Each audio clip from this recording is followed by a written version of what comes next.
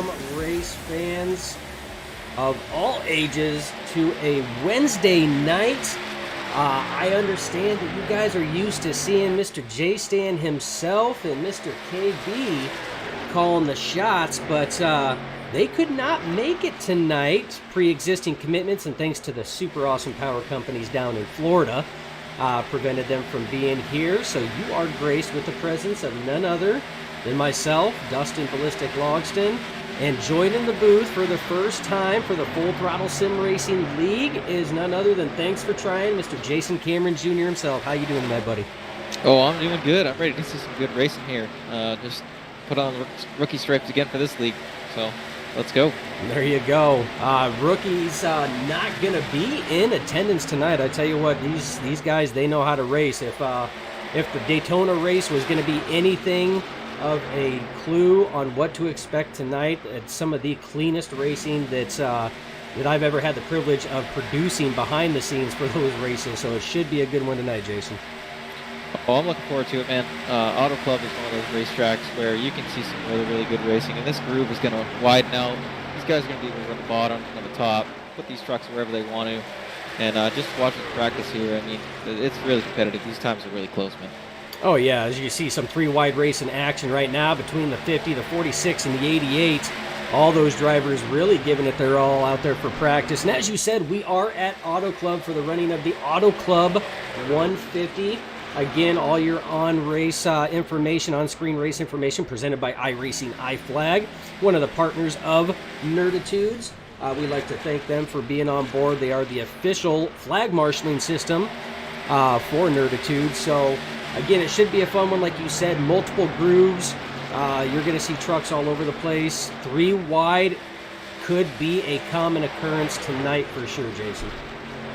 Yeah, and you know, holding a steady wheel when you're 3 wide like that, I mean, it's going to be key for these guys to, you gotta have that mentality of, if you're 3 wide, you make it work. Use every lane that you can, wherever your truck feels good, and like you said, these guys know how to race, and they've raced around each other for a really long time, so I'm sure they'll be able to kind of know what to expect when they're around each other here at Auto Club tonight. Indeed, they do. Again, that segues right into our sponsors. First and foremost, being the Full Throttle Sim Racing. We're talking about these guys know each other. They know how to race around each other. This league was established back in 2006 by 2 individuals, like-minded, that wanted to create an awesome racing environment. Been running way back in the NASCAR Racing 2003 era, known as NR2K3. Recently transitioned as of 2016 to iRacing and have never looked back. Again, the racing in the Cup Series throughout the last couple weeks in the Truck Series last Wednesday was by far some of the best. Again, great group of admins, awesome group of drivers here, a lot of give and take. There's a lot of respect with all these drivers out here in this league. So if you're interested in what you see, you love what you've watched here on Nerd TV, then go take a look. Go check out the website. That's ftsr.net. Give you all the information you need. Again, that is ftsr.net. We also want to thank the title sponsor for the Truck Series, Sim Racing Points. Again, Sim Racing Points is an all-inclusive points management system for any racing league. With a quick, simple upload, you'll be able to have all your race results, all your information, all your statistics uploaded right to your profile. And better yet, the designers of Sim Racing Points have made it easy for the avid web designer as they have incorporated widgets that can be made and put on your website that will automatically update per the results you put in. So again, it's an amazing product. They do have different packages and monthly rates. Go check them out. That's simracingpoints.com. We also want to thank one of the big partners for Nerditudes, Martin Sports. Again, Martin Sports Apparel is a small-time company with a big-time product. As you can tell, I've got it all over the place, and I've got a number of gloves all over here. So they make some fantastic sim racing gear, but it's not just sim racing gear. They make apparel of all shapes, sizes, colors, and reasons. I'm talking about full dye jerseys. These things are breathable, lightweight. I'm talking hats. You've seen the sim racing gloves. Again, the sim racing gloves of sim racing. Again, not going to find them any other place besides Martin Sports, but they also do hoodies, they do t-shirts, they do uniforms, you name it, they do it. Check them out, martinsports906.com. Use promo code SUPERNERD to save you a little bit of scratch here at checkout. iRacing iFlag, we had talked about them, the official flag marshaling partner of Nerditudes. Just put an order in for mine today. I will be having mine, but these things are amazing products. You want to focus on the racing and not have to try to look at that teeny tiny little flag up in the corner? This is what you want. It will give you all your flag statuses. It will even give you arrow indicators to let you know if there is a driver high or low. Best part is, more accurate than what you will receive from iRacing through your ears or visually. On average, we're talking milliseconds, that caution flag on the iRacing iFlag will flash before that icon pops up on the screen. Spotters, more accurate with iRacing iFlag. And this has been tested. So again, check out the products they have. Fantastic stuff. The crew that they have working with them, excellent guy. Jeff over there is probably one of the coolest guys you will ever have the ability to talk with. So check out what they have. That's iRacingIFlag.com. Use promo code SUPERNERD there as well to save a little scratch. And we also want to thank Butt Kicker, again, the official audio enhancer for Nerditudes. This is a D-style box. You attach it right to the bottom of your sim rig, and with that, you will get that last missing piece that any driver is looking for, Jason. I'm talking about the feel. Every driver complains about not being able to feel. They don't know when their tires are slipping. They don't know when they're actually hitting the rumble strips. They don't know when their tires are sliding and not gripping, plowing through the corners. You'll be able to feel that. This thing will give you those rumbles. It will give you that feeling. And guess what? Nerditudes has partnered up with some of the best brands. Butt Kicker, you get the feel. iRacing, you get the instantaneous visuals. And guess what? Martin Sports, you get all the swag to look good and the gloves to make it even better. So again, check out all of our partners. Fantastic group of guys to be working with. And with that, Jason, I tell you what, I think it's time to get our ugly mugs off here. As you see, cars are out qualifying right now. We are going to go down trackside to see some of this race in action, to see how things are playing out. I tell you what are your expectations tonight, Jason, with Auto Club? I know we had talked about 3-wide racing, close racing. I know it's your first time calling for Full Throttle Sim Racing, and you're learning these drivers' names, and we had already talked about it, so I'll say it out loud to everybody out there. If we happen to be, butcher a name, trust us, it's not our intention one bit. So, but overall, what's your expectations, buddy? I'm thinking it's going to be a crazy race. Auto Club, like I said, they got 3 lanes, so you can really make the work here with the trucks. And these guys are going to be 3 wide and handsome all the way around this racetrack, especially on the restarts. Going to be really key to make up as many spots as you can every restart that you get. It's going to be a tough battle, I think, for some of these guys. Yeah, and it really is. And looking at the times, we have some very close times, but that's to be expected. The times were close in practice. We didn't expect anything less. Right now, Casey McMullen, your defending Cup Series champion, is now at the top of the timing charts, having the hottest lap out there. But, Jason, look at these times. You're talking, hundreds of a second, separating a lot of these drivers. These are close times. This is like super speedway. These times, this is what you'd expect when you go to like a Daytona or a Talladega. These times are so close. It just takes a little bit of a bobble of the wheel, a little bit too high, a little bit too low, and that's what can really make these times, so close. Yeah, and they're only going to get closer when they get into racing action. It's we know how Auto Club is. I've been racing some of the officials and everything else. I've also been in a league race in the next gen, and the draft here is so crucial. When you come to this, you don't think that coming to what is a speedway, that the draft would be so critical, but you can get some hellacious runs in these trucks or the Xfinity cars or the next gen Cup cars. The runs are ridiculous at this track with the draft. Oh yeah, you look at these trucks specifically, right? these spoilers are so big on these trucks. They punch a big hole through the air. These guys can use that draft and really get a good run on somebody. And I mean, if you can set up some runs going, make yourself have a nice exit off corner, you can make some good passes down the straightaways and on that front straightaway that's a little bit curved here at Auto Club. So the driver's got to be watching out for that as well. Yeah, and something else, too, that's, coming from Daytona that they're not, they have to keep in the back of their mind is it's not just the track they have to worry about.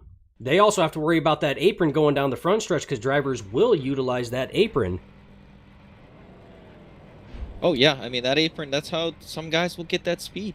You get a little bit of extra speed getting down there, and then sometimes a guy will forget, hey, he's got to come back up the racetrack. You go down there, you got to go back up the racetrack, so you better hope that there's a little bit of space that'll allow you to do that. Absolutely, and as you see, they are gridding. We are going to run you through your starting grid. Jason and myself are going to break this down in 10s. I will give you your top 10 starting drivers right now. Casey McMullen in that 71 starts on your pole. Brandon Elder starts outside front row. Bobby Terrell starts inside second row with Claude Furland, his dancing partner, to the outside. Chris Stouffer rounds out your top 5. Nicholas Moreau is going to be your 6th place starter. Sylvain Jolly is going to be your 7th place starter with Nicholas Casey starting in 8th place. And rounding out your final 2 positions in the top 10, Mark Dubril and Zach McDonald.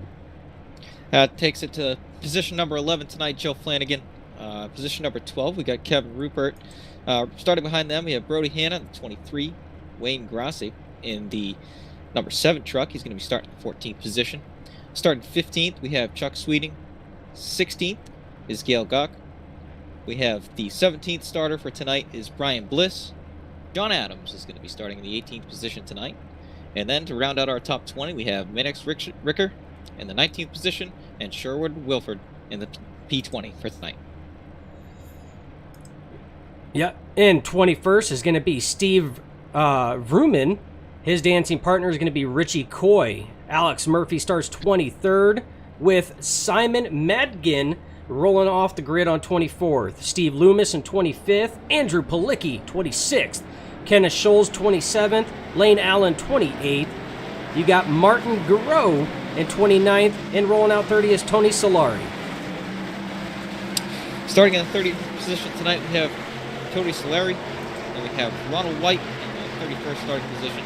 And we have, Jonathan Veroniscus in the 32nd position, and James Corey will round out our field, starting 33rd tonight.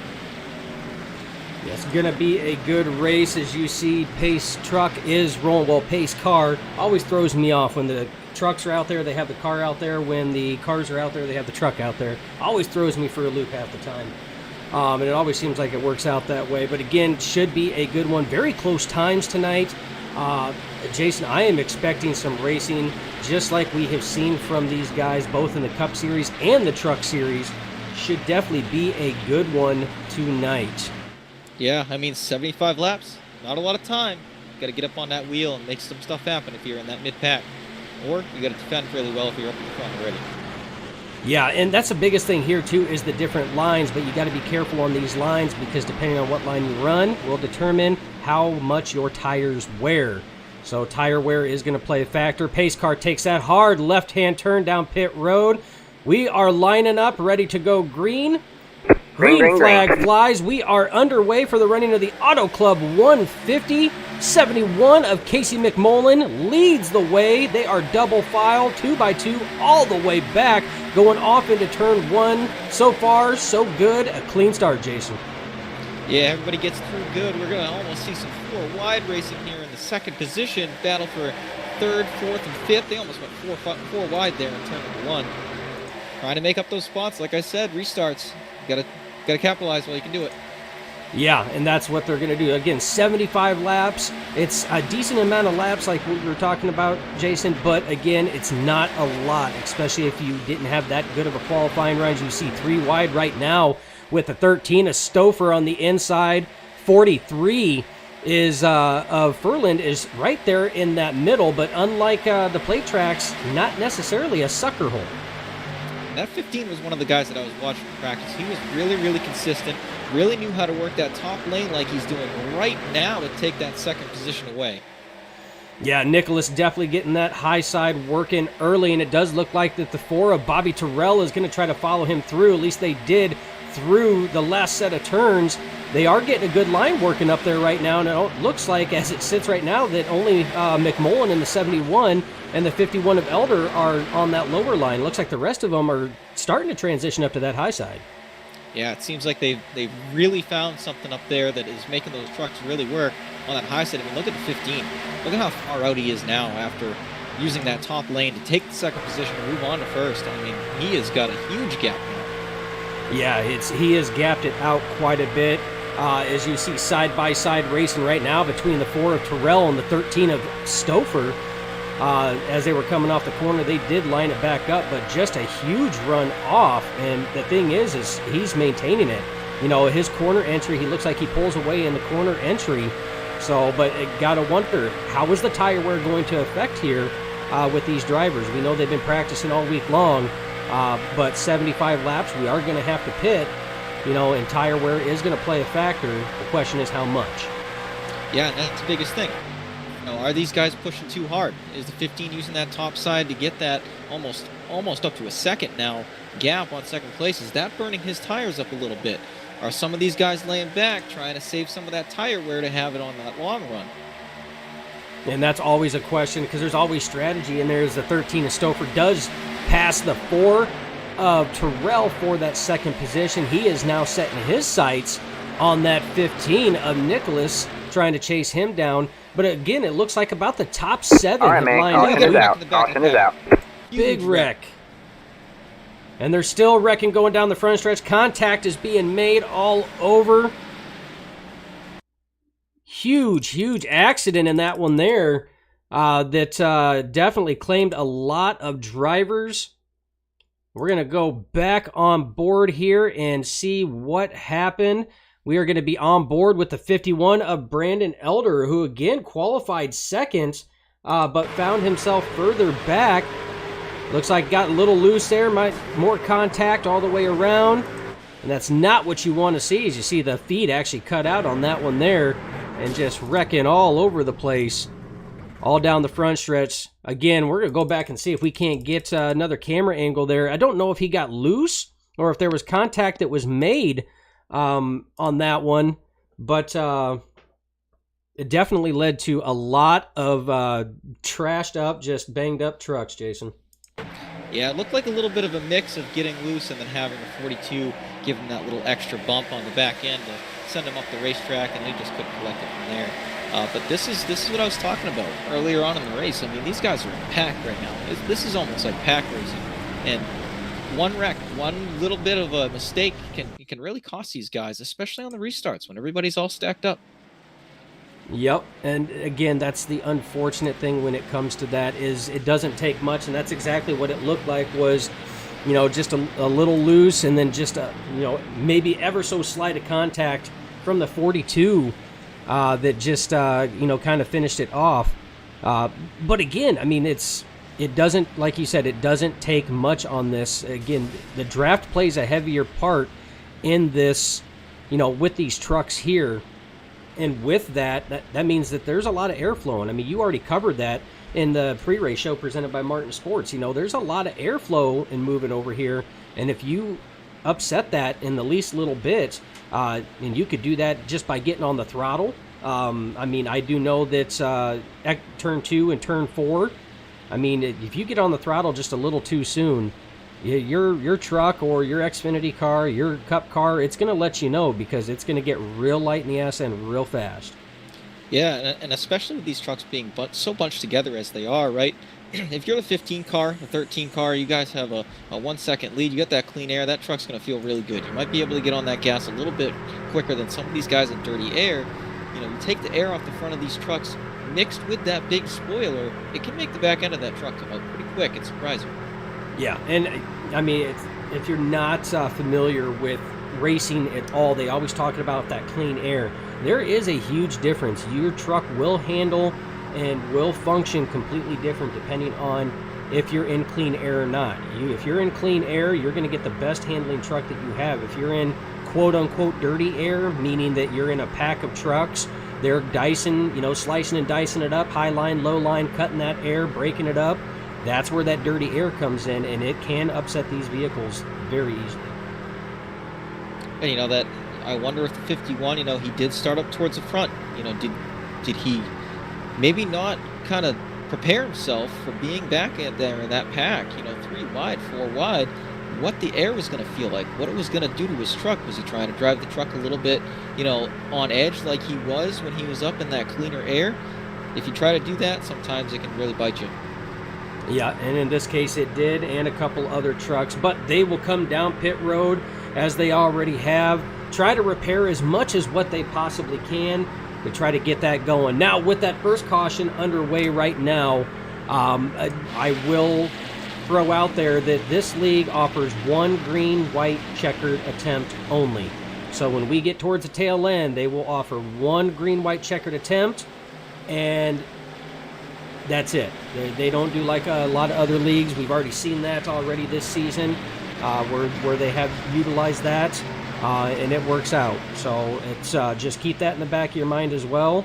That helps out at least on the fuel mileage, trying to calculate that out, as pace car is down pit road. Green flag, green flag flies. The 15 of Nicholas is going to lead them to the start-finish line, followed by the 13 of Stouffer. Clean start up to this point right now, and to no surprise, Jason, that 15 gets a good start, already out to about a 3-truck length lead over the 13 of Stouffer. Like a rocket ship. Somebody must have strapped some rockets on the back of that 15 car, because right when that green flag dropped, he was on a mission, and here he is trying to stretch that lead back out to almost the second like he had before the caution came out. Yeah, right now, though, that the thing that he has to keep in the back of his mind is that 13 of Stouffer is now trying to chase him down and is closing in on him. Remember, Stouffer had to work his way through a couple trucks of traffic to try to get up to that second position. This time here, he started right on the 15, and he is closing in in a hurry. And we did talk about that clean air versus dirty air thing. There is one thing that clean air can kind of hurt you with, and that is giving that driver behind you less resistance in the air, the draft. And that's what you kind of touched on in the beginning of the race here. The 15, he's going to plow through that air to punch that hole in the air. The 13 can use that to get right up to that back bumper. The 15, as he's doing right now. Yeah, and that's exactly what he's doing right now. It does look like they have single-filed out quite a bit until you get back to about the 9th and 10th position right now. That battle for, right around 7th. They're looking like they're about ready to go 3 wide there. So battle's still hard and heavy, but look at this racing back here from about 12th on. I mean, they are 2 by 2 by 2 by 2 all the way back. That's starting right there, right around the 23 of Brody Hanna, as well as, and that was your Cup Series winner just on Monday, and the 71 of Casey McMullen. So these drivers still getting it. And that goes back to every position pays. Every position gets you more points. These guys fighting for these points right now. Every single spot is going to be valuable for these guys as this race goes on. Yeah, and they know that. I mean, these guys have been doing this for a long time. That's why you don't see a lot of these trucks unless these trucks are terminal and just not going to make it anymore.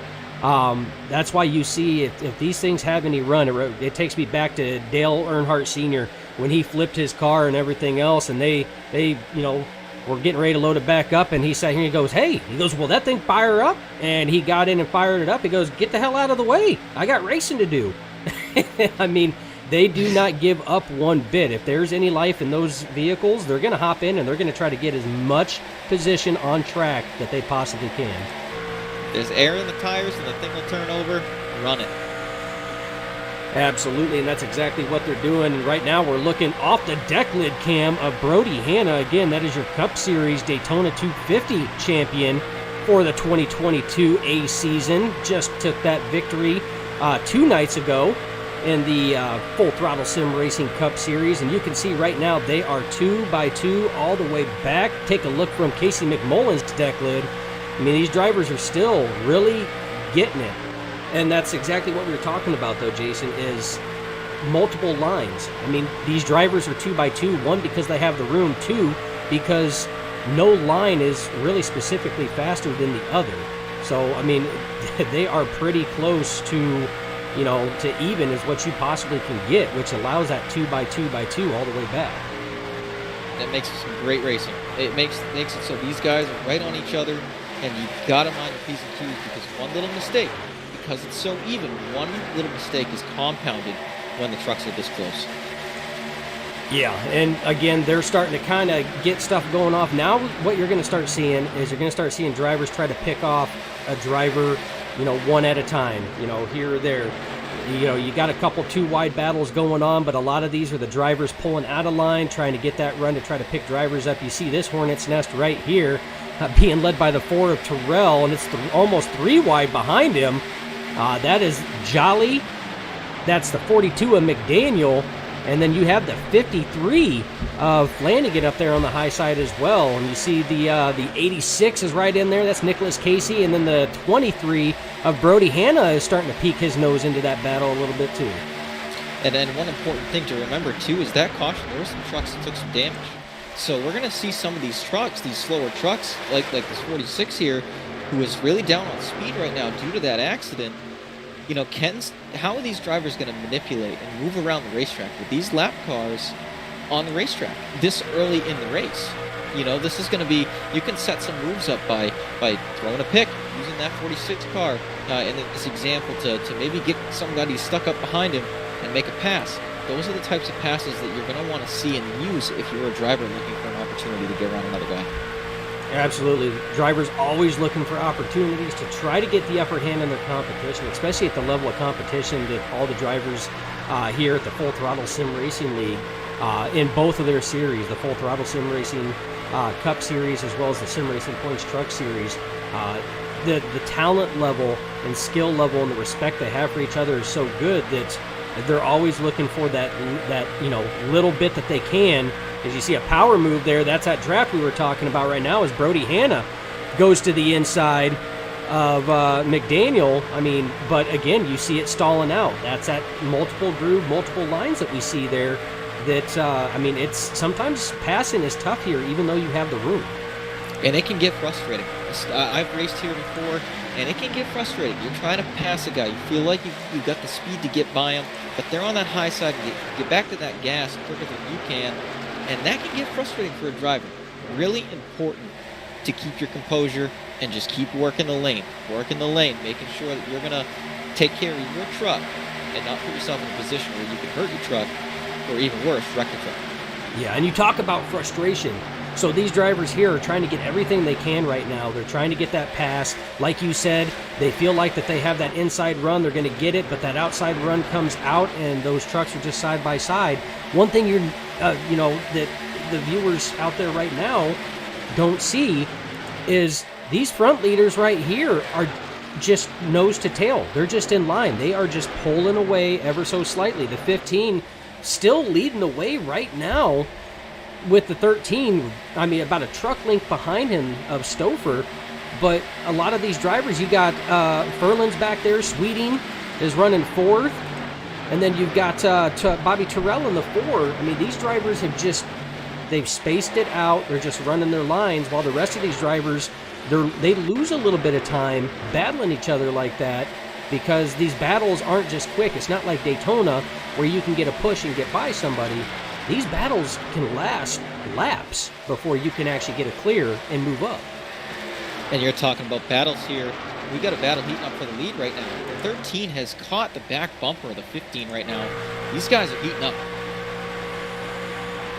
Yeah, and they're heating up real good. The 13 of Stouffer has really been working on closing in on the 15 of Nicholas Moreau.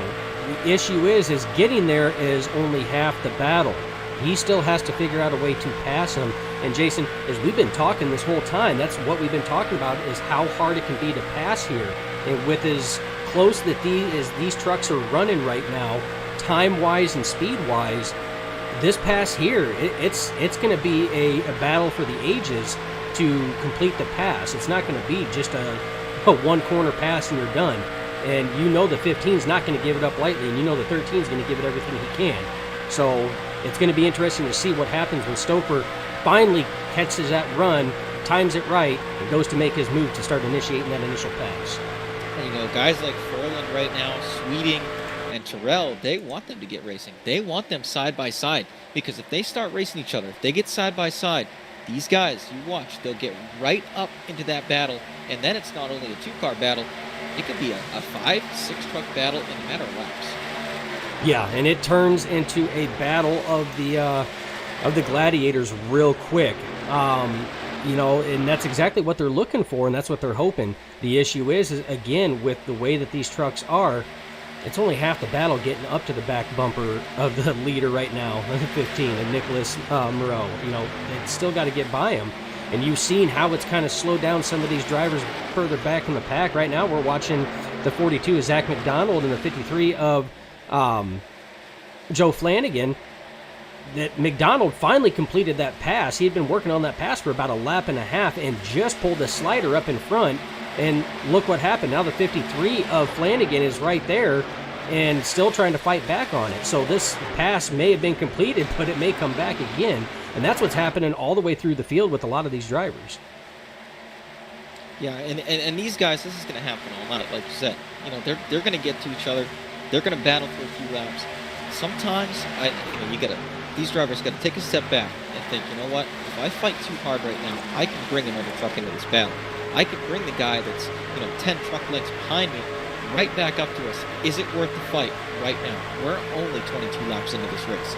There's still a lot of racing left. There's still pit stops to go.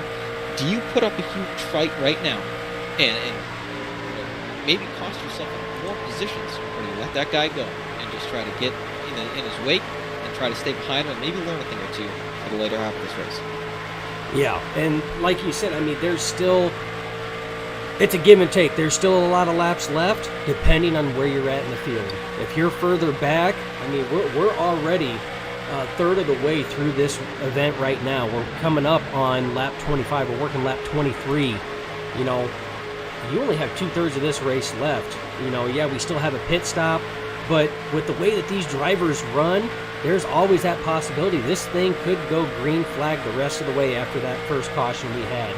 So it's time you really need to start working on it and try to move forward if you want to have any chance at the best finish possible.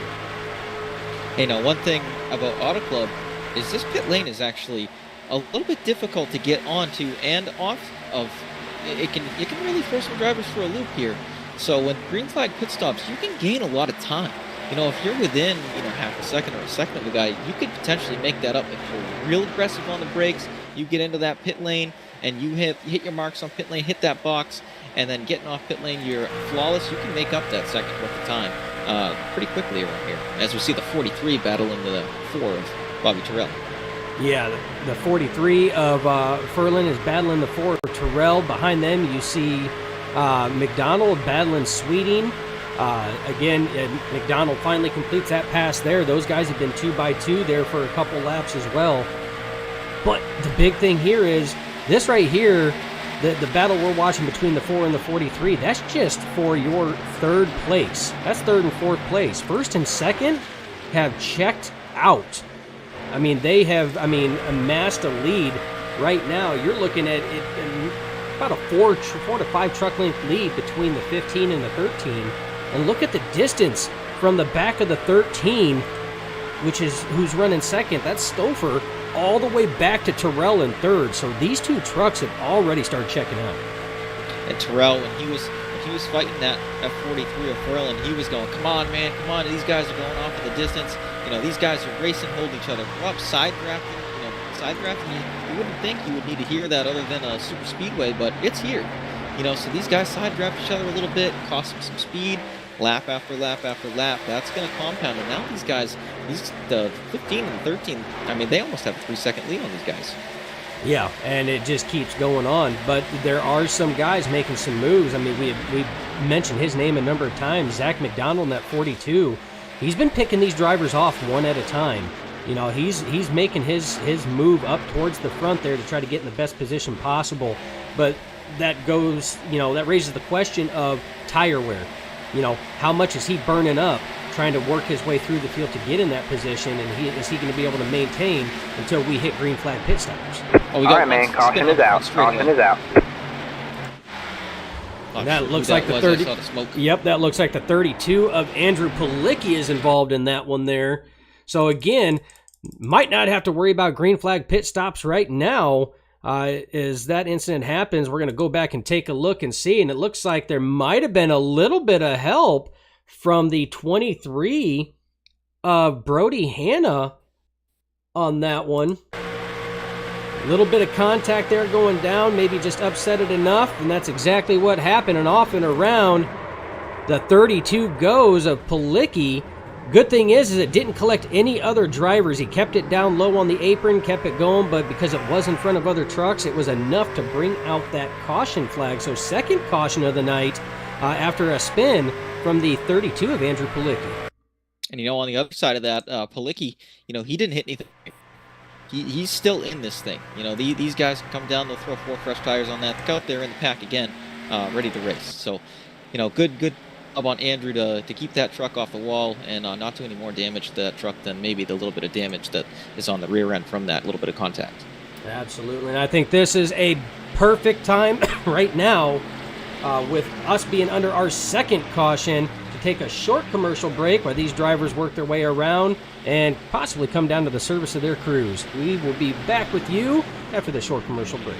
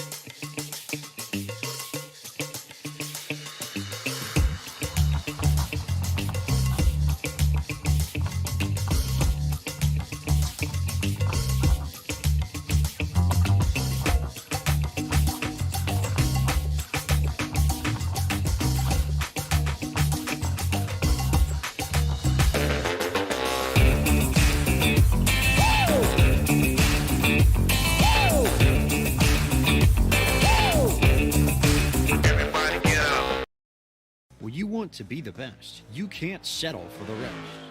There's a reason that Maccone Setup Shop is trusted by more virtual and real-world tracks and companies than any other setup shop in iRacing. With partners such as Stafford Motor Speedway, the Nashville Fairgrounds Speedway, Five Flag Speedway, Speed 51, and more. When you want something done right, you go to the experts at Maccone Setup Shop. With setups available for most series on both asphalt and dirt, built by a team of professional builders consisting of some of the top talents on the service, Maccone Setup Shop LLC has what you need to hit the track with confidence. Head over to MacconeSetupShop.com and learn why Maccone Setup Shop is the official setup shop of Richmond Raceway Esports and is partnered with some of the largest names in virtual and real racing. And remember, at Maccone Setup Shop, there are setups, but your victories.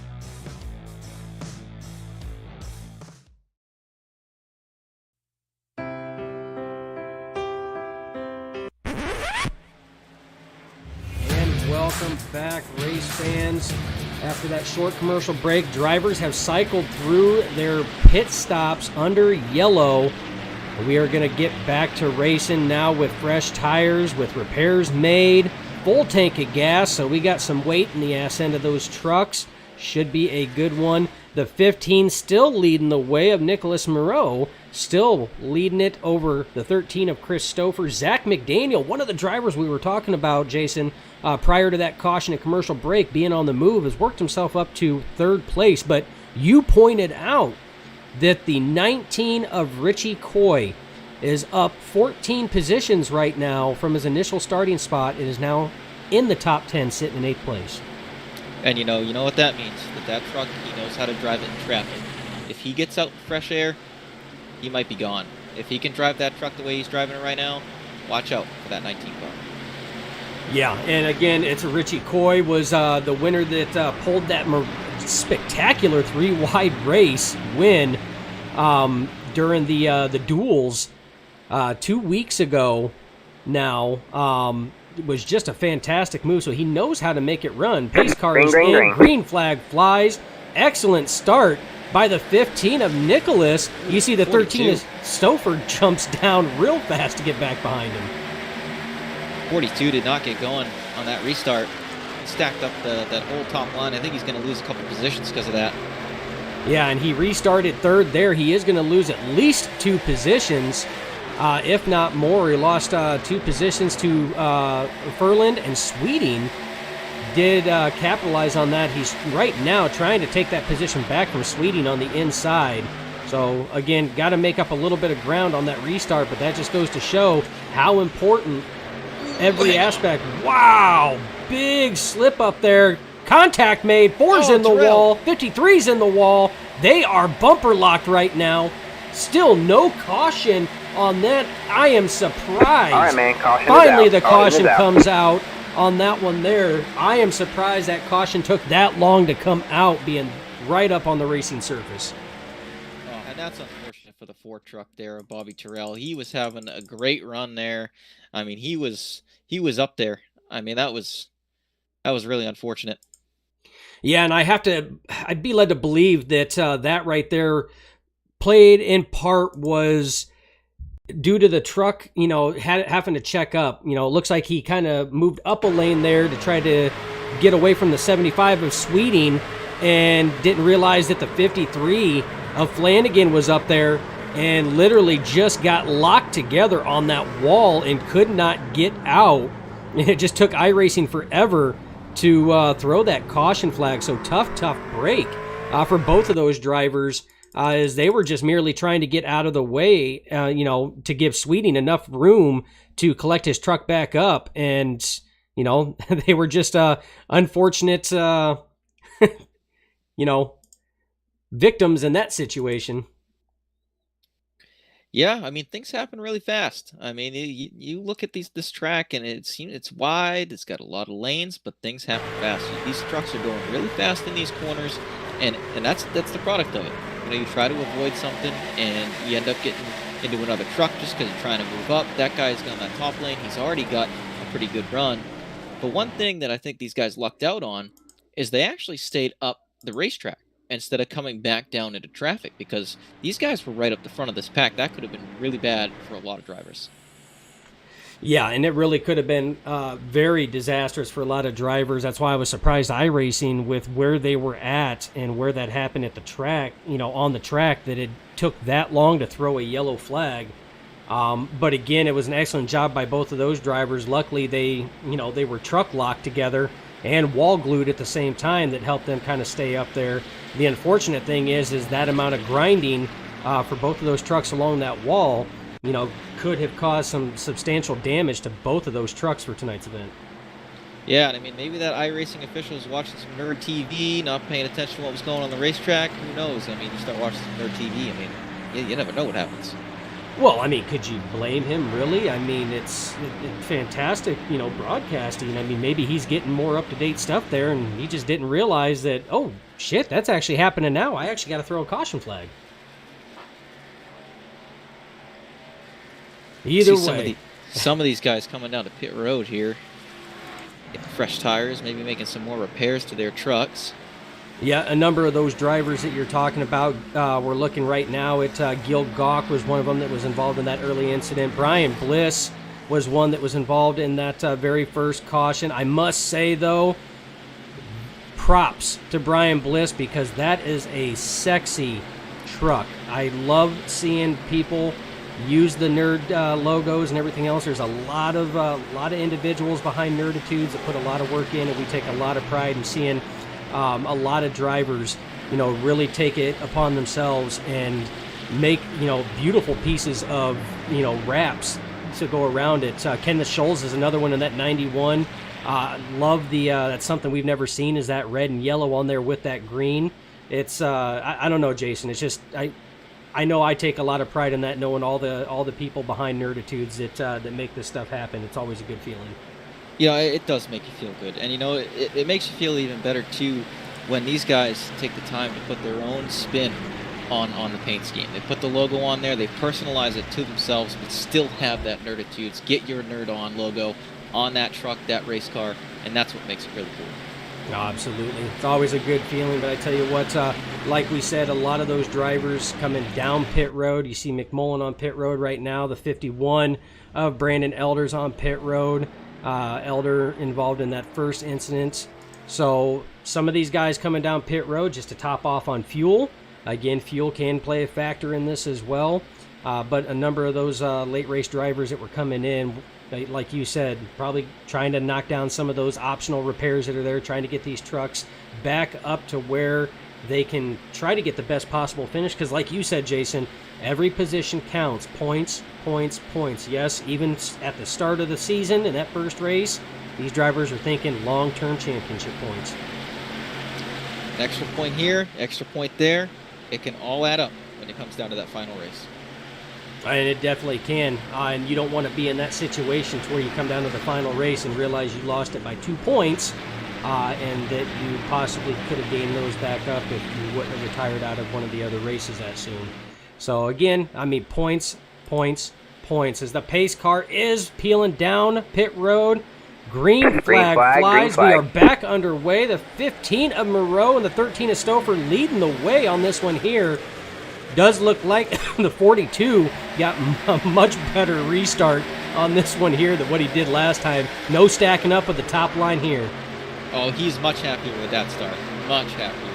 One thing I'm looking at here is this 43 battling the 13, and the 15's looking in his rearview mirror right now of Nicholas Moreau, and he is just saying, keep going, fight him, battle him out. He was catching me there in that last run. Battle him. I'm going to get out of here. Yeah, and he was definitely trying to battle hard on there, but again, with these fresher tires here, that high line's so strong with that run off, and you see the 13 of Stouffer and now the 42 of McDaniel able to drive by on that one, and there's the 75 of Sweeting after that getting loose coming off of 4 and saving it, is now working his way up into that 4th position, still under a lot of heat though from the 43 of Furlan. And there's my guy right there, the 19. Richie Coy.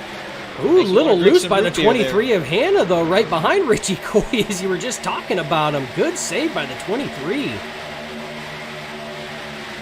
Yeah, these guys, they're pushing it to the limit right now. They're driving right on that edge.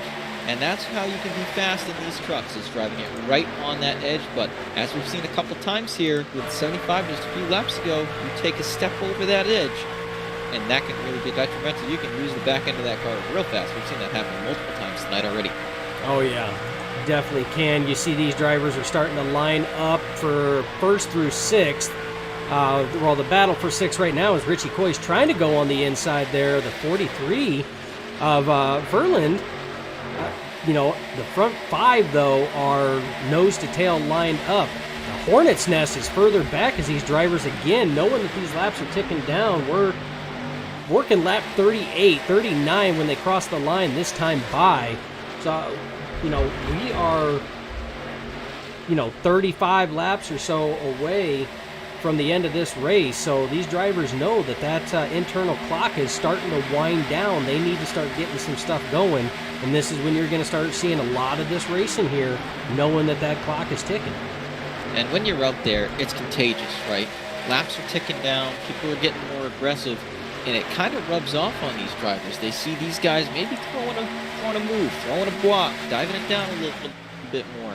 And that is contagious. These guys will start doing that themselves because it's happening around them. And I think that's kind of what we're seeing here in this Hornet's Nest here in the middle of the pack, is everybody's getting a little bit more aggressive. Everybody's trying to push that limit a little bit more, and it spreads around to these other drivers. If he can do it, I can do it too. Yeah. Yep. It's you see somebody do it, absolutely I can do it. As there was a good heated battle there side by side for that 2nd position between Stouffer in the 13 and McDaniel in the 42. Stouffer able to pull the slide job and just clear the 42, but the 42 had to check up there, and that Chuck Sweeting had to check up and go down to the low side as well. is it definitely backed everything up. They got everything gathered back together, though. They're back racing right now, but those front 4 right now really giving it everything and not really pulling away. As you see the 13 now trying his attempt at, for the first time since this race is going, to try to get a run on the inside of the 15 of Moreau, going off into turn 1. Side by side are these two drivers in turn 1. This is what would be your first battle for the lead since the 15 has taken over that top spot.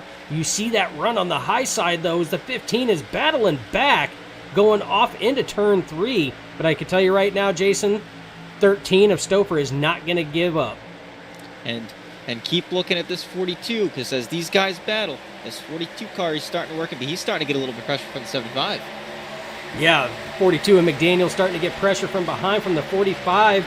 That one right there counted to Chris Stouffer leading that lap at the line. That would have been the last lap, would have been a photo finish, but these two here still going at it. So again, Jason, this is what we're talking about. Passes are not completed instantaneous. We're now working lap 2 of these guys being side by side. And like you touched on, this is the first time that this 15 truck has actually had some pressure from behind, some guys that have been able to get up next to him, and he's handled it really, really well. He stayed really composed in that whole battle, maintained his line, did what he had to do to keep the 13 behind him, and now the 13 starting to fall back in the clutches in the 42 of Zach McDaniel. Yeah, and just like what we were talking about, though, those front 4 had about a 5 truck length lead on the rest of the field, and now look what that racing did. Now that 4 truck battle just turned into about a 12 truck battle, as every truck is now within striking distance of the next one in front of them. That's, you were talking about that side draft, and it slows you up. The unfortunate thing is at this track here, passes just do not get completed that fast because of the multi-grooves that, that drivers can use. And the 43 of Claude Perlin, he had a really not so good restart. He has recovered quite well. He's fighting for that 5th position right now, trying to get back up towards the front. He was running, I believe, 3rd before that caution had come out. So he's trying to make up those positions right now, battling the 86 here of Nicholas Casey. Yeah, as they go 3 wide there for a brief moment, as the 19 of Richie Coy puts it down on that inside lane, is going to pass the 86, side by side with the 86 now. Nicholas Casey does, again, relinquish that, but that's that high side run.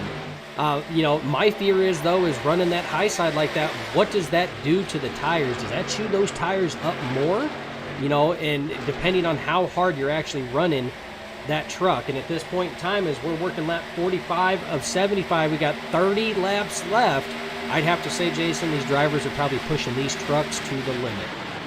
Well, they know that time is going down. Those laps are clicking down. They need to get up there and put themselves in position, and that's why we're starting to see some of this aggressive moves, some of the slight blocks, the guys that are diving down in the corner. That's only going to get more and more prominent as this run goes on, as they see that lap 75 get closer and closer and closer in their mirror. Yeah, and you see these front 4 have gotten in a line, as much in a line as what they possibly can, and they have stretched that lead out a little bit, and that separation between Sweeting and Perlin. But the thing is those front 4 are not going to stay in line. So these, all the trucks back behind them are doing everything they can to get the most amount of positions, knowing that those front 4 here in probably 15 laps are going to be giving it everything that they possibly can, and are going to be racing harder than they've ever thought that they could race those trucks at Auto Club here before. And that's going to be their moment to try to capitalize on that and close in and put their truck in position to try to battle for that top spot as well. Yeah, and I mean, these guys, they know what they have to do. In their head, they have an idea of what they have to do to put themselves in position to be there at the end. The thing is, can they do it? As we see the 42 looking to the inside of Stouffer here, Zach McDaniel, he's looking to the inside, but as you touched upon, as we've talked about all night, this pass is not going to be easy. No, as you see the 13 of Stouffer now battling back. Again, that high side, entry-wise, you can get that good, gain on the low side entering the corner. But if you can be smooth on that mid to high line coming off the corner, you can carry so much speed and just let it float off that corner that's what makes it so hard to pass here at Auto Club. And as this run gets on, it keeps going and going and going, I am going to be curious as to what these tires are going to do on these front runners. Like you were talking about, are they running too hard? Are they sliding the tires? Are they sliding the rear end? Is that going to get them on the long run? And a guy like the 75 here who's sitting there in fourth, is he just hanging back saying, okay, boys, you guys go battle it out for a little while. I'll see you in 5-10 laps. And that's always something you have to keep in the back of your mind there as we were watching some good side-by-side racing between the 00 of Steve Vrooman and the 27 of Jonathan Varnaskis. I mean, they got... honestly, Jason, I don't think you could have fit your hand in between their trucks as they were coming through the corners. Didn't make contact not once. And again, that's at these speeds. I mean, these guys are pulling, 185 mile an hour going off into these corners plus, and didn't make any contact. That's the level of skill that this league and these drivers and the level of respect that they have for each other. It's an amazing thing to see that happen and play out right in front of you. Varnaskis, he started in the second position, so he's another one of them guys that has worked his way through the field. Has he learned something going up through the field? He's been around a bunch of different trucks all night long. Has he figured out what that truck can do and how to make that truck do things that other guys can't make it do? That's a very good point. You brought up Varnaskis. We also, touched on Richie Coy. So again, Varnaskis up 23 positions from his initial starting position right now.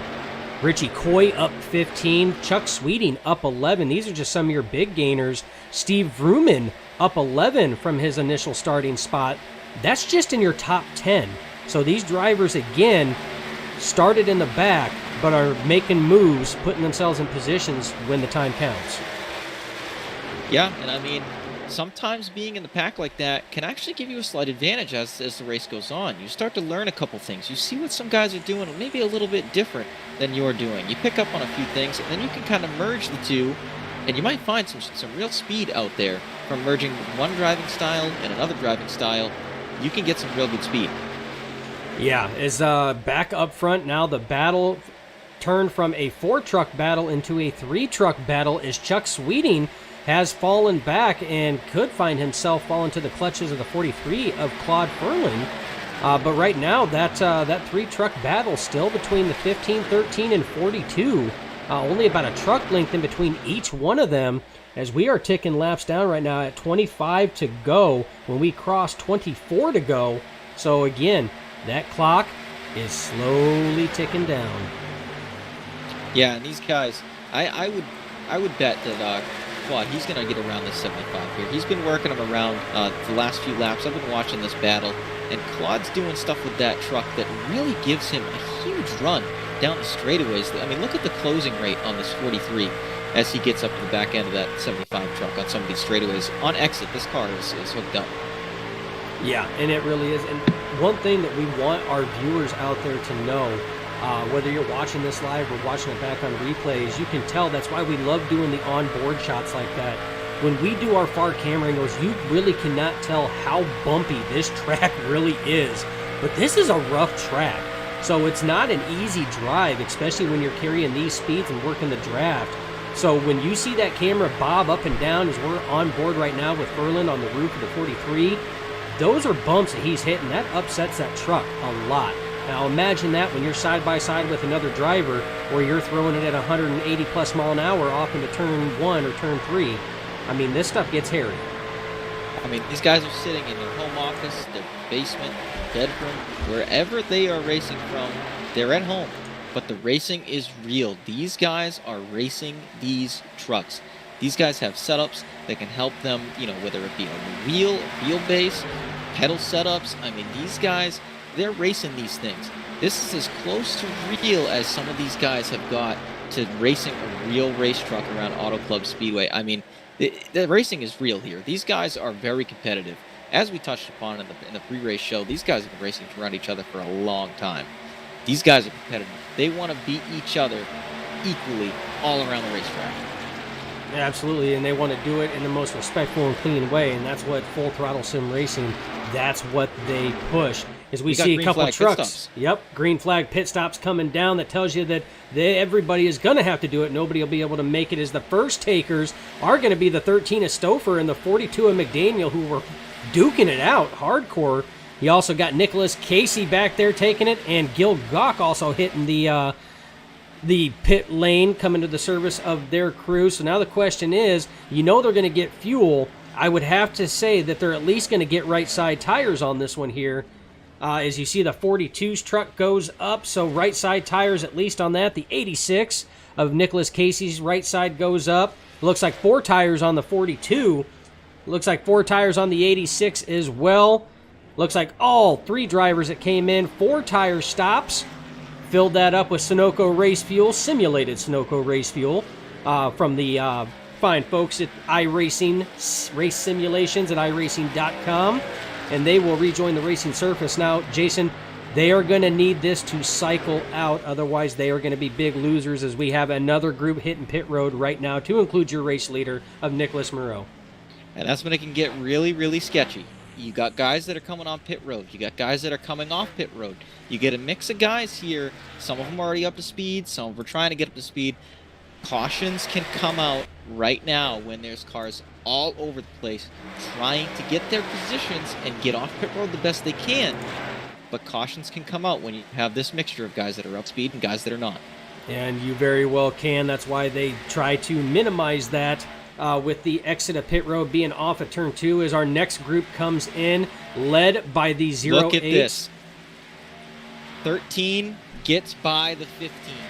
That is huge. That is big time huge, because now the 13 of Stouffer has clean air. For the first time this race, does not have a truck in front of him to lead the way. So now we're going to truly be able to see if he's got the power and the line to keep the 15 of Moreau back behind him, and the 42 of McDaniel, because all 3 of those trucks have been giving it at it.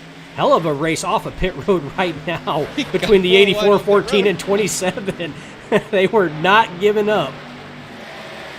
And this goes back to what I had touched upon earlier in the race when I was talking about pit lane and pit sequences and how it can affect the outcome of the race. Look at this lead that the 13's put on the 15. Chris Stouffer must have got to pit road perfectly, nailed his pit stall, got off pit road perfectly, and he has a massive lead on Nicholas Moreau right now. Yeah, and right now that would be, once everything cycles out, if the rest of the drivers in the top 5, leading with Kevin Rupert, Tony Solari in the 11, Ron White in the 41, and Casey McMullen in the 4, Brian Bliss in the 5, if they cannot make it on fuel and have to pit, right now you are looking off the deck lid of what would be your race leader. The question is, some of those drivers we did see hit pit road under the last caution on that last lap. Did they save while they're back there? Because you can save, Jason. You can roll out and back those corners up a whole lot more. You can wait to roll back in the throttle. So you can save gas at these tracks like that. Did they save enough gas back there to allow them to continue on and possibly make it to the end? If they did pit then, they might be right on that edge. They might be thinking, hey, I might be able to squeak this out. When you play that fuel mileage game, right, a lot of people think it's just a fuel mileage. Well, you have to also think about tires and how your tires are going to be a lot slower than these guys that have fresh tires. In your head, you have to calculate, okay, if I back this down, are they going to get to me? Are they going to unlap themselves and get back around to me by the time that this race finishes? That is the key to the fuel mileage race that these guys have to keep in touch with if they want to make that work. Yeah, but again, sometimes that's why you have to gamble. That's just the way that it is. I'm not going to lie. I was in a league race on Tuesday, with the way that cautions fell and everything else. I stayed on a set of tires in the next-gen cars for over 50 laps and was still able to maintain just because of the situation. But this situation here is we are winding down on laps. 15 laps to go. That's a lot of laps that these drivers have to, worry about a lot of that stuff in the back of their mind, like you were talking about, Jason. Are they going to catch me? I got to save X amount of fuel to make it to the end. You know, my tires are getting worn a little bit. I've got to conserve those as well, because if they do get up to me and if this thing's going to go green the rest of the way, I at least want to make sure I can try to fight and battle as much as I possibly can. So 15 laps may not seem like a lot, but Jason, you and I, and those that race all over the place know 15 laps can feel like 200 at Daytona. And when you're a guy that is trying to save fuel and fend off leaders that have been fast all night long, those laps can seem like they take even longer. Yes, they can. As you see, Tony Solari, who is running skint, hits pit road right now. So again, Solari hits pit road. So that tells you right there that may not have been able to make it. Right now, the last two out that are still trying to go is the one of Kevin Rupert leading and the 71 of Casey McMullen running in second place right now. Those are your last two that would need to cycle through before they can make it. You see the one of Kevin Rupert hits pit lane. The question is Casey McMullen going to follow suit? Again, he was one of them that we did point out that he did, have a later pit. Almost seemed like it might have been off cycle a little bit. But right now, that is going to put the 71 of Casey McMullen as your only car that has not pitted with the rest of the field. And while all this is going on, while all this pit cycle is going on, we got a battle between the 13 and 15. Yeah, those two have been going at it all race long. 15 able to close up that distance that the 13 of Stouffer made up in the pits and was able to complete that pass, and relatively fast too, and clean on that one there. But that puts the 15 back, but the 13 is not done yet. Got that crossover run, putting the nose back on the inside, says, I know that those laps are ticking down. We ain't done yet there, Bubba. Yeah, and he's going to try to clear him off of turn 4. Ooh, that was tight. So tight, crossover move by the 15 again. Are we watching paved oval racing or are we watching dirt racing? Because I'm telling you, as many crossovers and slide jobs that we have seen just in the last lap and a half, I could swear we are watching dirt racing. I think you're onto something there, Dustin. Maybe they should bury this place in dirt and have a dirt race here. What do you think? I tell you what, it'd be interesting to say the least, especially if the driving's like what we're seeing right now from Moreau and Stouffer. As those two, you see... Looking back to the inside. Yeah, you see Moreau trying to break that draft up there a little bit, so that's an old school tactic here at Auto Club, trying to break that up. Bad thing is, sometimes that scuffs the tire. Big run from the 15 off the corner, able to maintain that spot, though. This racing here is heating up, and this could be, if, again, the 71 of McMullen cannot make it on fuel, this right here could be your race for the race lead. The hard thing is, the 15 of Nicholas Moreau and the 13 of Christopher, they're only 8 seconds behind Nicholas Moreau right now. It is going to be very, very close. I think what McMullen wants right now is he wants these two guys to race each other. He wants them to hold each other up a little bit. Anything's going to help the 71 right now. I mean, the 71 put it on pole to start this race. He's got speed. He knows what to do to win this race. Can he get it done? Right, as we're looking off right now from the 71 of McMullen, those two little specks way in the back crossing the start-finish line now, those are the 15 of Moreau and the 13 of Stouffer that are racing hard for that position. So, again, 10 laps, and we're going to find out whether or not the 71 is going to have the mileage and the spacing and gap to be able to pull this off. Right now, that is what he is counting on, and he is counting on this thing going green the rest of the way. Otherwise, this strategy was all for nothing. At the end of the day, though, I mean, look at it this way. If this 71 truck, he's been, around 15th to 20th for most of this race. If he can finish in the top 5 from this fuel mileage gamble, that's a gain. That's something big. As we talked about at the beginning of the broadcast, points are everything. So if he can make up some points and turn a day that maybe was not so good into a day where he gets top 5 points, that would be huge for the 71 truck right now. Yeah, it would be huge, especially after last week's Daytona race. I do believe, if memory serves me right, he was involved in one of the incidents, had nowhere to go on that, just got collected up, and did not get the best finish that he possibly could have gotten at Daytona. So a good points rebound, nonetheless, would be well worth it on this here. As you see, he's crossing the start-finish line now. 15 of Moreau just came off of 4. So again, that speck in the distance as we're on board with the 15 right now on the roof. That is your race leader, the 71 of Casey McMullen. And as I've been watching this battle, it seems like it's about a second a lap. That's about what these guys have been gaining on the 71 of Casey McMullen. If that holds true towards the end of this race, they will catch the 71. But as we've talked about, passing is very difficult. How difficult can the 71 make it on the 15 of Moreau and the 13 of Stoper if they do get there? Yeah, because we don't know how much fuel McMullen actually has left in that truck.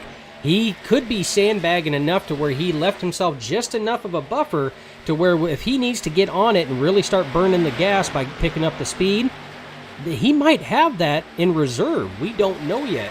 And that's the great thing about racing, especially when you throw strategy in there.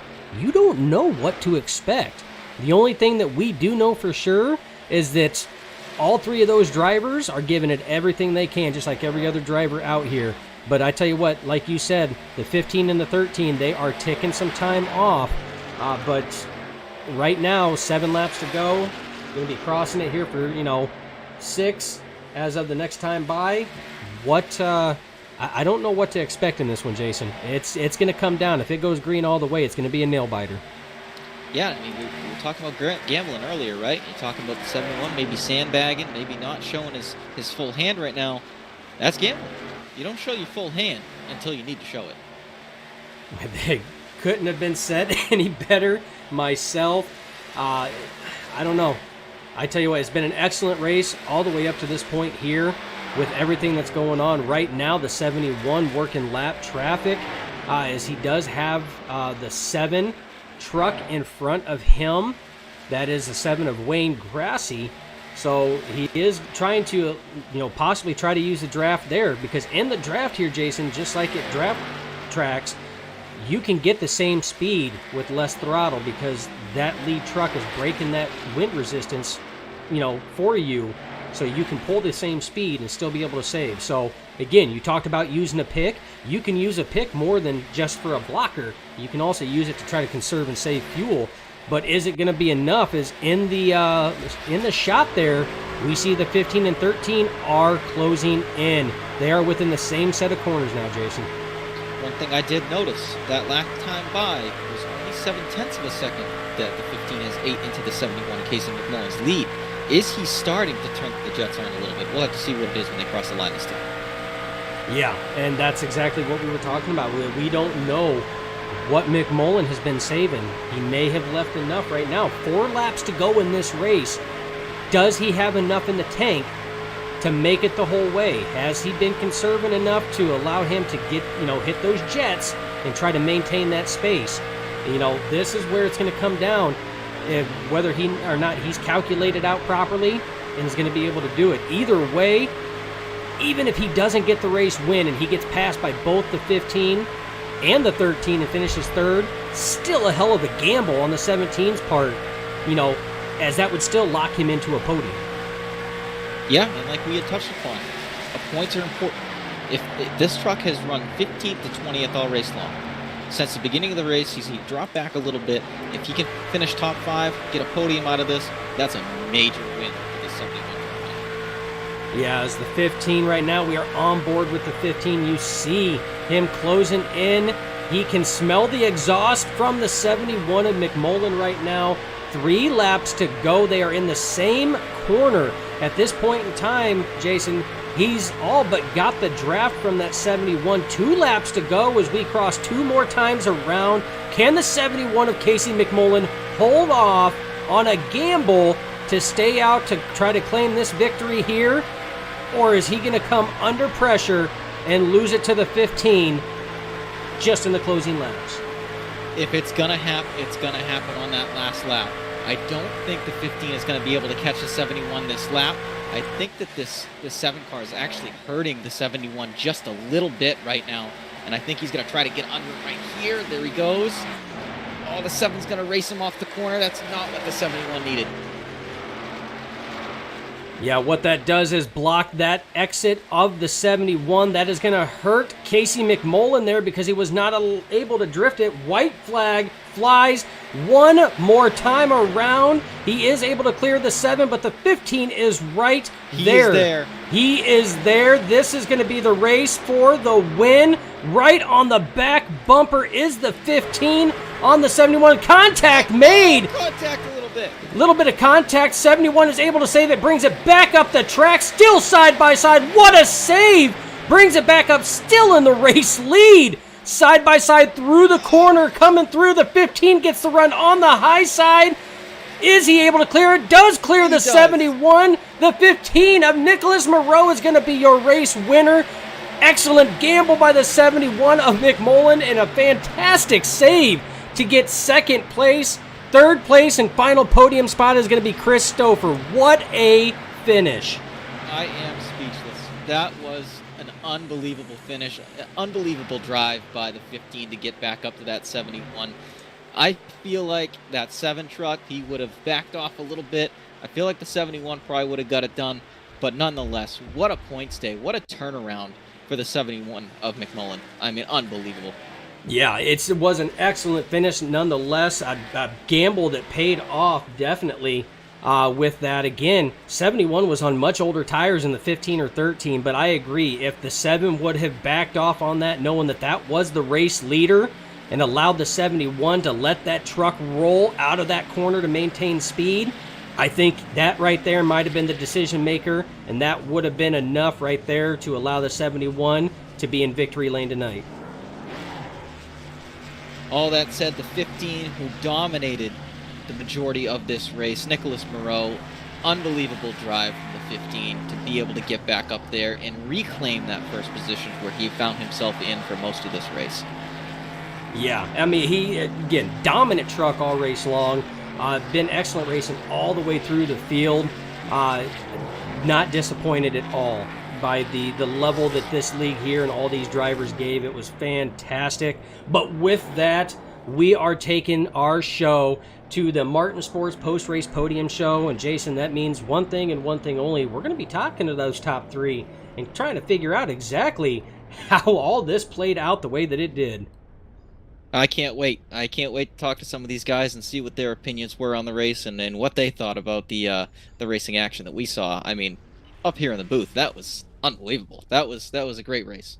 That was, and I tell you what, I mean, the save that the 71 had, I mean, just that little bit of bump going down the backstretch, and it looked like it was a square bump, from the perspective that we had, but just enough to upset it. But he maintained, he stayed in the loud pedal on it, brought it right back up in front of the 15 to hold the lead going into 3 on that last lap. That was a hell of a job wheeling it, big time. Unbelievable. I mean, when you get the truck that out of shape, to recover from that and still come out the leader, I mean, come on. That's unreal. Yeah, kind of reminiscent of the old pass in the grass, correct, from Earnhardt and Elliott? Yes, sir. Yes, sir. Just no grass this time. Yeah, they might as well just paint that asphalt green and call it grass, because that's what that was. Yeah, it's that was definitely a good one. But with that being said, it is time that we talk to some drivers right now. And I believe the first one that we are going to try to get is going to be the 13 of Chris Stouffer.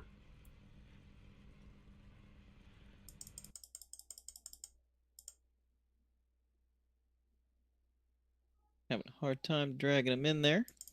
That's all right. I still cannot believe that race. That was, I mean, just fantastic race all the way around from all the drivers. That was good stuff. It was a race to remember. I mean, I thought the 71 was going to get it. I thought he was going to win. I really did going into that last lap, but like we got Stouffer, he's getting ready here.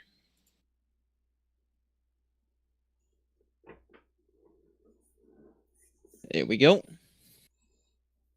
We have our third place finisher, Chris Stouffer. Hey, how you doing tonight, buddy? I'm doing all right. Well, it sounded a little bit of disappointment in your voice on that one. Yeah, a little bit of disappointment, I certainly wanted to try to pull off the win here. I tried everything I could, pitted. I thought I got a good pit in, pit out. Looked like I did, and I just wasn't fast enough. Well, I tell you what, we don't have to tell you how hard it is to pass here at Auto Club. Definitely probably one of the harder tracks to pass at with the amount of room that you do have. But you talked about your pit stop.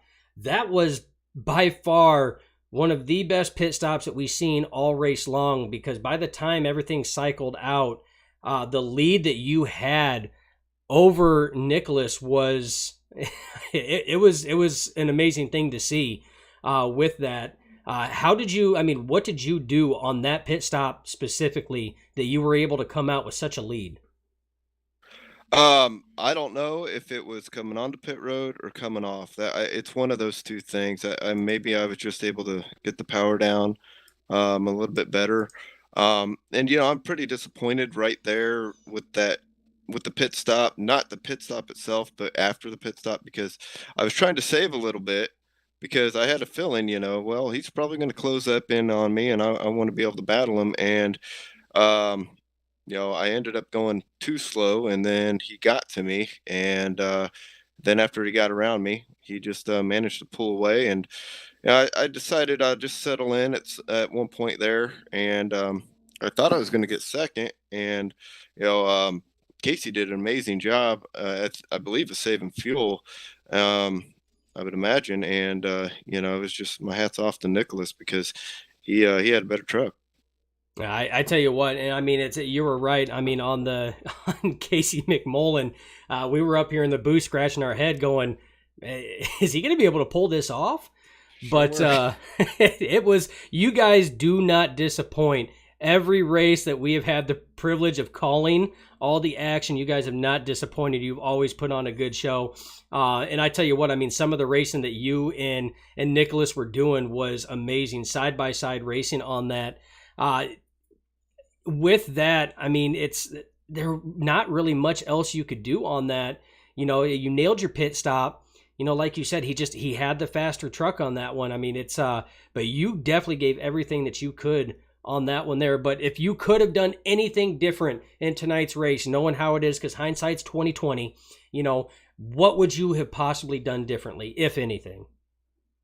Well, I will start with saying this. During the middle point of the race, I did make sure to get up there and lead at least one lap. And then I just fell back behind him and just was putting down laps, just because you never know what's going to happen. And to answer your question though, as far as what could I have done differently, two things come to mind. One, I think I could have, when I came out of the pits and I had that lead, I think I should have drove as hard as I possibly could, and just tried to maintain as much of that lead as I could. And I think he would have caught me eventually? Yes, but maybe it would have been late enough. And right there with having Casey in the mix right there in the last couple laps, you never know what could have happened. So there's that what if. The only other thing I was thinking about during the race and before that pit stop was, should I try to take two tires, because we only needed just a small splash of fuel. I knew I was going to take right sides. I was thinking about just taking two tires and seeing, then at that point, I figured I would have a good lead. I didn't know what everybody else was doing. So I took the conservative route, and I'm kind of glad I did, because everybody else took the conservative route. I was worried some people might take two tires to try to make up positions, and it worked out the way that it did. I mean, overall, I can't really complain. I got second last week, come home third this week. If that's championship stuff. So if I can keep maintaining top fives, or being on the, even better, and being on the podium, then that's great. But I would certainly like to win one. I tell you what, at the rate that you're going, you're going to get there at some point in time this season. But like you said, consistency wins championships. And, sir, you have been consistent so far in the first two events for the Sim Racing Points Truck Series. But I tell you what, man, you drove a hell of a race. This is your moment. Is there anybody out there you'd like to shout out to? Anybody you'd like to give thanks to? Again, thanks to Joe Flanagan, my teammate, for coming out. Me and him working on the truck. Thanks Brody and the team for putting on the league. Thanks for you guys for broadcasting. Hi, honey, and hi, kids, and yeah, let's go next week, and hopefully we can make up a couple of positions and get in the winner circle. And there you go. Well, you've hit every position in the podium except for that top spot, so we know what you're gunning for next week. Yeah, we'll see what happens. Hey, if it turns out top 10, top 5, I'll be happy with that too. So we'll just see what happens. But thanks for having me, and um, yeah, Hey, thank you again. We look forward to seeing you in racing action again next week. Go celebrate, wind down. Congratulations again on your third place finish. thank you. That is your third place finisher in the 13 truck. That is Chris Stouffer. Again, drove a hell of a race all race long to put himself in position, to finish third. I mean, he'd been battling all race long with the 15. So, again, excellent run by your third place finisher.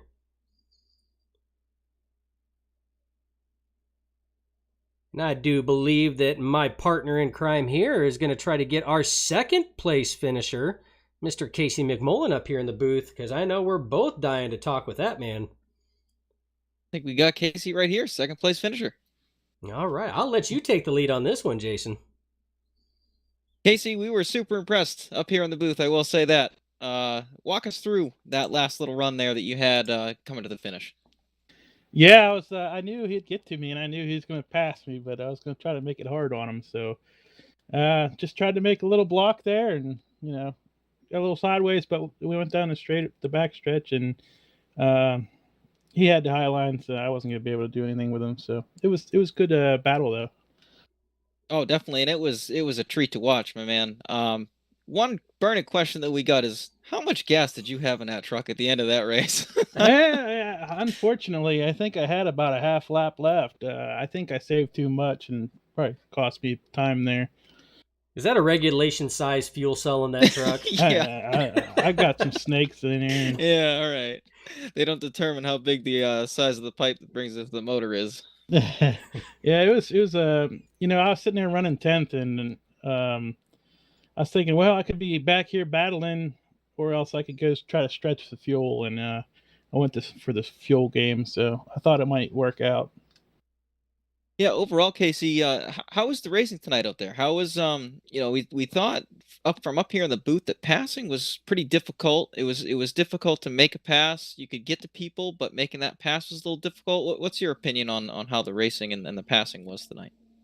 Yeah, and the trucks here is a little bit different, and you had to have that run coming off the corner, and the guy on the outside could get that run, and it just made the inside tough. But on a longer run, you could start passing people on the bottom because they were just a little bit worn out. Overall, pretty good though. So heading into next week, what's the outlook? What do you expect for next week's race? Oh, where are we? We Las Vegas? Or we'll see how we do. Never know until you show up. So we showed up tonight. I think I was a little bit off. I think it was me personally, and I just ran the ARCA race last night, and it's completely different than the trucks. The trucks just need that motor to always go, and it's just a little bit different. It had me thrown off. Well, Casey, it was impressive to watch. You got to have some people that you want to do a shout out for or thank. Who's the people that make it happen for you? Yeah, first I want to thank Blackwater Products USA and Steve Berry for sponsoring the truck, and everybody at Team Blackwater, all the affiliates and everything. And I'd like to thank my wife, my kids, and thank God. I like it. Well, I tell you what, all the way, Casey, congratulations on the second place. Like Jason said, he nailed it. Hell of a job on the fuel strategy there. Definitely a good play. Got you that second place. Look forward to seeing what you can do next week, buddy. It's always a joy to watch you guys duke it out and in the style you do it. I appreciate it, guys. Thanks for doing the broadcast. I really appreciate you guys coming on board, and you guys put on a good show. We appreciate the kind words, and we plan on keeping it up as long as you guys keep up that racing. And I guarantee you, I have a feeling that you guys are going to keep that level of excitement in there, which makes our job even easier. So again, congratulations, buddy. We're going to let you go and celebrate and kind of wind down. Thanks, guys. You bet. That is your second place finisher on a hell of a fuel run and fuel conservation mode. I still saying we need to check the fuel Yeah, I fuel think cell they got to size tear in that that. one apart. I got to bring Yeah. that truck back and tear that thing apart. But either way, man, Casey McMullen, that is your last season's defending Cup Series champion. He knows how to get it done. He knows how to do it. Now he showed it tonight. Excellent runner-up position tonight. That leaves one and only one, Jason. And it looks like he may have left the racetrack a little early. Not seeing him in here anymore. I don't know if our guy Nicholas Moreau, he's busy celebrating somewhere or what he's doing. Well, again, we do the post-race podium show. It's not officially part of the broadcast package. This is something we do for the drivers to let them out there. It's entirely voluntary on that. But either way, if we're not able to get him, we'll talk a little bit about what we've seen. I mean, Jason, it was a dominating race from the time that he took that top spot. He never looked back on that. You know, there was a lot of hard battles between him and Chris Stouffer, you know, to do that last run to catch the 71 of McMullen, and that literally last set of corners, turn 3 and 4, that run on the high side that got that winning pass. I mean, he got it done, and he got it done in a good way. He sure did. And I mean, you said it. He dominated this race from the drop of the green flag. Once he got that truck out front, it was like nobody could get to him. And if people did get to him, he knew what he had to do to make that truck stick wherever it went and to defend that position. You know, coming to the end there, I'd like to know what was going through his head with the 71, if he had any doubt at all that he was going to catch him, or if he knew in his head that he was going to catch him and get there at the end for that win. But I mean, just an impressive job by the 15 all race long. You know, clean races are the ones that you win, and this one was definitely a clean one for that 15 truck. Yeah, as we see that 15 truck right now on screen, very clean truck, not a mark on it. That's how you want your trucks to be at the end of the race, especially when they're in victory lane like that. But I agree, Jason. Definitely would have liked to have known his mindset on, you know, what he thought if he was going to be able to chase down McMullen, especially, you know, his mindset that if the 7 car of Grassi wasn't there, you know, if that would have played a factor and given McMullen just enough to be able to keep, you know, him behind the 71. So... But definitely. Either way, I mean, it was a fantastic run, clean race all the way around. You can't complain about it at all. So again, congratulations to our race winner. Wherever he is. Wherever he is. Celebrating somewhere. Is celebrating somewhere. You know, he may be laying in the infield, you know, with a bottle of champagne, just kind of laying there, just relaxing it. Crew forgot to tell him, hey, you were supposed to be in a post-race interview. But hey, I'd much rather that happens. I'd much rather be celebrating a win. With a truck like that, he'll be back. He'll be back in victory lane. Definitely. He'll be back, definitely. So again, congratulations to the driver of the 15 truck, tonight's winner of the Auto Club 150, Nicholas Moreau. Excellent job tonight. Excellent job by all the drivers. Like I said, the cautions that we did see, they were racing incidents. You know, it's trucks getting loose. You know, that's what led to the 4 and the 53. Kind of getting tangled up there. They were just kind of checking up and moving up to allow the 75 of Sweeting to collect it, which he did collect it. I mean, it wasn't overly driving the trucks, and it wasn't being overly aggressive and just, you know, doing crazy moves or, you know, doing boneheaded moves that you know is going to wreck somebody. They were all racing deals, and that's just the level of respect that all these drivers have for each other. You know, they want their competitors to do well and look good doing it, just as they want themselves to do well and look good doing it. And, you know, being up here in the booth for my first race covering these guys, I was super impressed with how these guys raced around each other. The respect, like you said, that was there. The quality of racing was second to none. I mean, I'm in the booth here with you, and I was sitting on the edge of my seat waiting for this one to come down to that last lap because, man, that was exciting. It was an exciting race, and it was a clean race through the whole thing. It was. And again, that's the level of racing that these guys have each and every week. And I tell you what, man, it's for hopping in. Thank you for hopping in to fill in for Jay Stan. Again, we want to wish his wife a happy birthday. It is her birthday today. That's why he is not here. Happy birthday. And I don't blame him. Happy wife, happy life. You guys That's would right. be good to take those notes down, right, Jason? Yeah. Oh, yeah. Trust me, I got a notebook. There you go. So again, thank you for hopping in and filling in for him. You know what? I didn't get a chance to have KB in here. Kenny Bishop definitely wanted to be here tonight. He lost power down in Florida, unfortunately, so he was unable to make it. But you know what, Jason? I had a blast sharing the booth up here with you tonight. It was fun, and it was fun calling this race. Oh, likewise. That was a lot of fun here watching a race with you. I mean, what's better than sitting and watching a race with a couple buddies? You know what I'm saying? Hey, nothing better. The only thing that would have been a little bit better is maybe an adult beverage. That might have been about the only That's thing. right. You know? That's right. But either way, it was fun. I had a blast. But we've got some people that we got to thank, because without their support, buddy, you and I, we wouldn't be here doing this. No, we'd be on the couch. Yeah, we would be on the couch. So again, we want to thank Full Throttle Sim Racing. That is the presenting league for tonight's event. That is every Wednesday at 9 Eastern, 8 Central is when qualifying goes up. Again, excellent job. The Cup Series, they also host the Cup Series. That is every Monday at 9 p.m. Eastern, 8 Central as well for qualifying start time. Excellent group of guys. I mean, we touched base on it in the pre-race show presented by Martin Sports. That 2006, Jason, 2006 is when they have been started and they first come into conception. That they've been around that long, been with iRacing since 2016. So, I mean, you're talking, it's a number of years. They know what they're doing. They've put together a good group of guys here. Excellent racing. If you enjoyed what you have seen up to this point, whether it's the Cup Series on Monday, whether it's the Truck Series on Wednesday, again, go check out Full Throttle Sim Racing on the interwebs. Yes, I said interwebs. I like it. That is ftsr.net.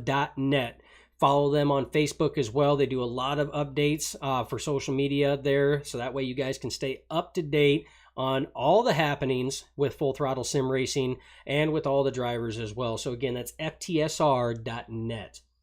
We also want to thank the presenting sponsor for tonight's Truck Series. That is Sim Racing Points. This is the Sim Racing Points Truck Series here at Full Throttle Sim Racing. Again, Sim Racing Points, full point and statistic tracking for your league. It makes the admin's job so much easier, especially if you have a website like Full Throttle Sim Racing has, that you wanted to display up-to-date statistics and points without having to go to any other place to try to get that information or another site. Sim Racing Points allows for the creation of widgets that will display your top 10 championship standings, will display your results and everything else that you can embed right into your website.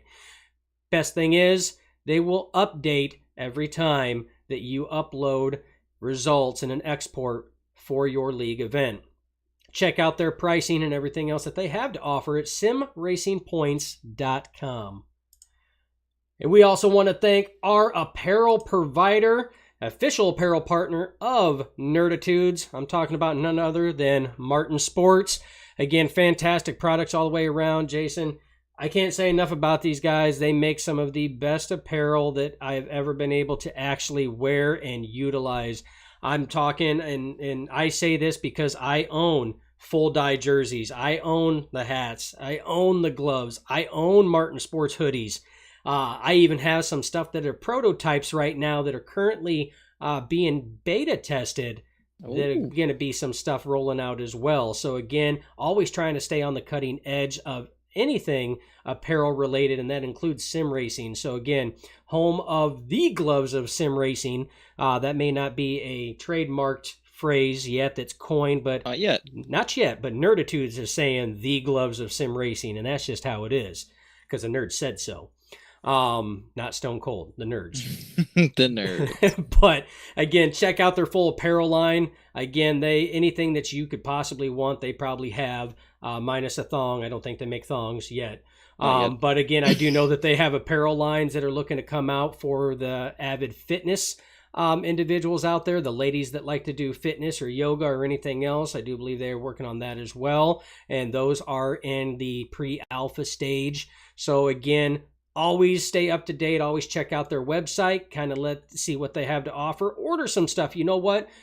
The nerds love you guys so much, and so does Martin Sports. Utilize promo code SUPERNERD when you go to order something. It'll save you 25% off. That's a quarter of your order there. That's a big deal right there. That's a big chunk right there. So martinsports906.com. Again, promo code SUPERNERD. We also want to thank iRacing iFlag. That is the official flag marshaling partner for Nerditudes. Fantastic product. You want to try to have the cutting edge and you want to try to have, the fastest response time possible. We're talking milliseconds. That can make or break you, Jason. You've been on the track as much as I have, actually probably more. You know that milliseconds, that could be the difference between anything.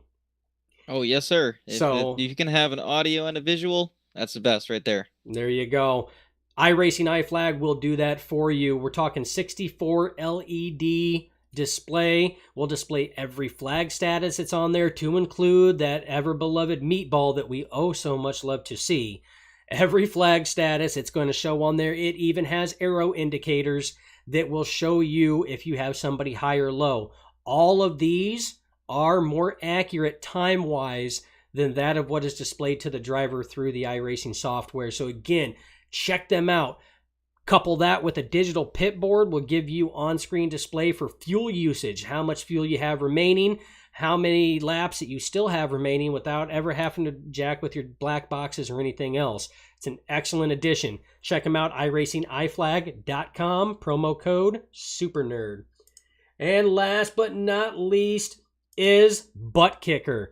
So Jason, we've already talked about the apparel. Got to be looking good. Got to have that sweat whisking ability. We've already talked about the iRacing iFlag. That's that visual cue and a more accurate visual cue. Now we're talking about that rumble in the seat, that feel. Butt Kicker is going to do that. Their Butt Kicker Gamer 2 unit, one of the leading units out there. Attach it right to your sim rig, right to your gaming chair. You're going to feel every shift. You're going to feel every bump. You're going to feel every tire spin. You're going to feel every time that you hit the rumble strip. And I'm not talking force feedback in the wheel. You're going to feel it in your seat too, just like the drivers do. Excellent addition to anything. Check them out. That is thebuttkicker.com. If you want to use the affiliate link, it is thebuttkicker.com/AFF equals 35. That's Nerditudes and Nerd TV's affiliate link. Use promo code NERDTV to save you some scratch at checkout as well. All right, Jason, it's that time. Final thoughts before we bid farewell to all of our viewers out there. Had a great time tonight. Watched some awesome racing tonight. We saw strategies galore. We saw guys that were going to go out there and race it out. We saw guys that were going to save fuel and try to make it to the end. This race had the whole package. Just like all of our sponsors and guys that support the Nerditudes here, they're all the total package. We saw the total package here tonight racing at Auto Club. I couldn't have said it any better myself. But before we log out, I do want to say that our race winner, Nicholas, did hit us on Facebook and said, sorry, he missed the interview. We are fully aware of that, but that's okay. Hey, we got you, buddy. That's all right. We still gave you props for it, and I'm sure that is probably not going to be the last time that you have a chance to be in the podium here at Full Throttle Sim Racing. So on behalf of myself, Dustin Ballistic Logson, and on behalf of Mr. Thanks for Trying, Jason Cameron Jr., and everybody behind the scenes at Nerditudes, all of our sponsors, partners, and supporters of both Full Throttle Sim Racing, any league that we broadcast, as well as Nerditudes, we want to thank you guys, but more importantly, we want to thank all you viewers out there, everybody that comments, everybody that watches, whether it's live or whether it's in replay, we don't care. If you like what you see, let us know. Let all the people behind the scenes know. Like us, follow us, subscribe to us, throw salt over your shoulder, say 3 Hail Marys, whatever it takes to show support, make it happen. We appreciate any of it. So again, on behalf of all of us, to all of you, stay safe out there, and until the next track.